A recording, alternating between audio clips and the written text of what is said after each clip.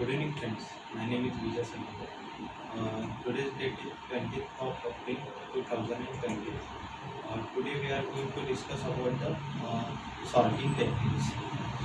Let's introduction to sorting technique. Sorting data means arranging it in certain order, often in an array data structure.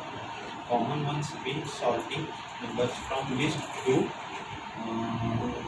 greatest or vice versa, or sorting strings lexi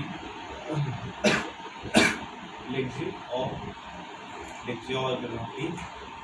You can even define your own criteria, and we will go into practical ways of doing that by the end of the article. If you are interested in how sorting works, we will cover various algorithms from efficient but intuitive solution to efficient algorithm, which are actually implemented in Java and other languages.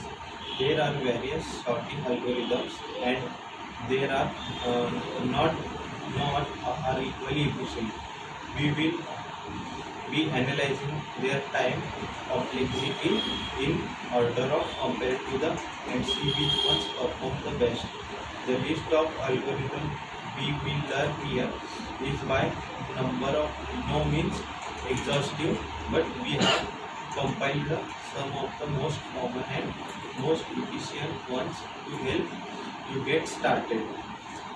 Concurrent sorted, it means by beginners. Let's see the first type of the sorting is bubble sorting. The bubble sorting works by swapping adjacent elements if they are not in the desired order. This process this process this process repeats from the beginning of the array until all elements are in order. We know that all elements are in order when we manage to do the whole iteration without swapping at all.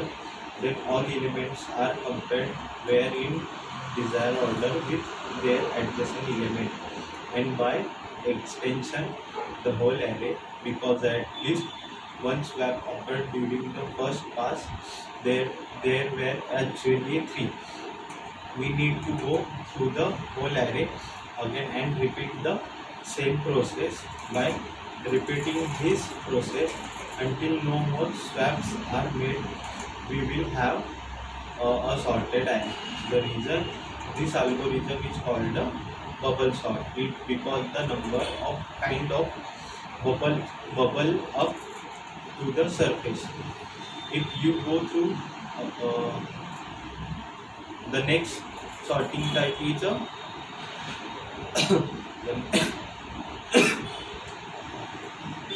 insertion sort. Uh, the idea behind insertion sort is dividing the array into the sorted and unsorted sub arrays. The sorted part is the length one at the beginning and the corresponding to the first leftmost element in the array. We iterate through the array, and during each iteration we expand the sorted position of the array by one element. Upon expanding, we place the new element into its proper place within the sorted subarrays. We do this by shifting all the elements to the right until we encounter first element. We don't have to shift. The next sort type is selection sort. Selection sort also divides the array into sorted and unsorted subarray. Through this time, the sorted subarray is formed by inserting the minimum element of the unsorted subarray at the end of the sorted array by swapping. Next one is implementation.